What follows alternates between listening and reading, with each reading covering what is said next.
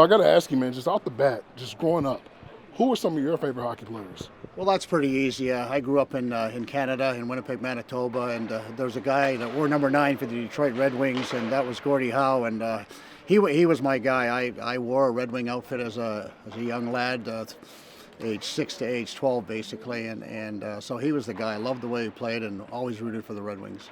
I love it. I love it. So, you played for the Islanders. And I got to ask you this, man, because one of my favorite players that I love to hear stories about is Mike Bossy. Yes, yes. Can you talk about just, being around for that run that the Islanders had? I think in sports history, not alone just hockey, but in sports history, the Islanders don't get talked about for what that run they had.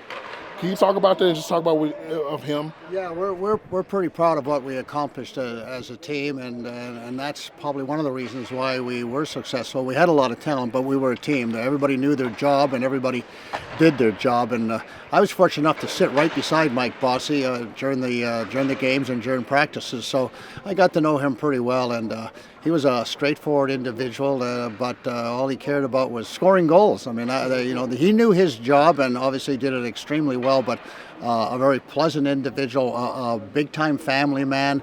Wasn't interested in partying. He was interested in really just doing what he needed to do at the rink, and then had young children at home. So he preferred to go home rather than maybe having a beer or two. It was more important to him. So great teammate of mine. I got to play with him every once in a while, and I have to tell you, if I had to play with him my whole career, I might have doubled my point total, because he was the type of guy that if you gave him the puck in a high-scoring area, he would score the goals. So he was a rare individual, and progressed in his career as a more complete player. I think when he came into the league, he was obviously very young, and scoring was the big thing. But as time progressed, he wanted to be more. He wanted to contribute as a penalty killer. He wanted to be a great two-way hockey player, and he achieved all those goals. He's a very motivated individual. So I've been on record on many occasions to say there's no doubt in my mind that Mike Bossy is the greatest goal scorer in the league. I don't disagree. Trust me, I have a lot of conversations, and I'll bring that up about him. So, for you, you talked about him being young coming to the NHL. This game now, we're looking at kids like Connor Bedard. Just these young guys are coming in even younger. How do you feel about that as being one of the guys that have been in the NHL through all these years, seeing the game is getting younger? Yeah, it's very interesting, and to be honest with you, I'm a little surprised that not at the talent level, but they're young people, so they're not maybe mentally as experienced as the guys that have been in the league a while. They're not as physically developed as the guys. Obviously, they're 24, 25, or 26. So I'm always concerned with young guys. Can they stay healthy, because they don't have the experience of playing against seasoned pros, and can they take the hit and the game's much quicker. But these guys here are in such phenomenal shape. I mean, they're not in the same. They don't take care of their bodies the same way as we did. We were much more lax, and we didn't have the beach bodies that these guys all have, and we enjoyed ourselves in the summer. These guys now have 11 months of their own personal trainers, their own diets, and I mean, I was a hamburger guy. That was for me. Go to lunch, I'm going to have a hamburger and fries. These guys are having milkshakes and vitamins and all these type of things. So it's a different breed today, but it's really quite amazing for me to see these young guys, a guy like Bedard, come in and be as effective as he has been. Okay, 2 more questions. So I do this thing like Mount Rushmore, but I'm gonna have fun with you, because we're gonna get some history out of you on this one. If you built your line, your perfect line, and you can throw teammates in there, and you're on that line, I need goalie, 2 defensemen, 2 wingers, and a center. How would your perfect line all time look? And you're on that line. Yeah. Well, certainly for me, Billy Smith is my goalie. He's a money goaltender, and there's a lot of great goalies, as we all know through the years. But he's my guy.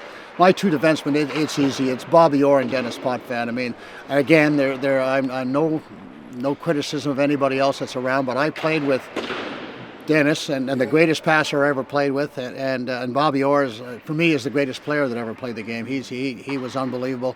I chased him around the rink for a number of years, and that was not a lot of fun.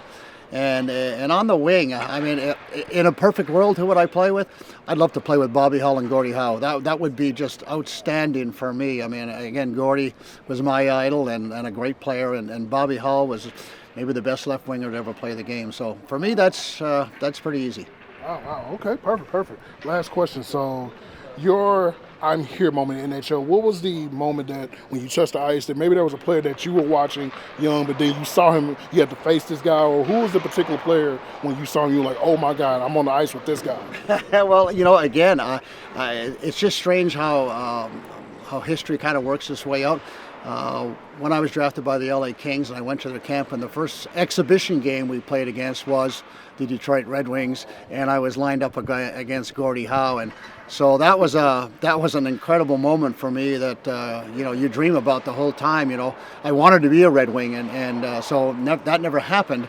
But to line up against Gordie Howe and play my first ever exhibition game, and then I'll add to that story is that my second game in league play was in Detroit, the Olympia, again. So I'm playing against Gordie, and Detroit's beating us 5-0, and it's late in the game, and Gordie Howe serves me a pass in the high slot, and I drill the puck over Roger Crozier and get my first goal. So Gordie was pretty upset, as long as Crozier was also upset. But again, those are memorable moments for me, and so those are like, I wouldn't say they're highlights, but they're just kind of awe moments. I love it. Well, Butch, man, I appreciate what you have done for the sport of hockey, what you're doing now, broadcasting. You're still involved in it at a high level. We appreciate you, and those Islanders, man, we got to get them people to talk about it more. We got to get them to talk more. Okay, thanks, Chris.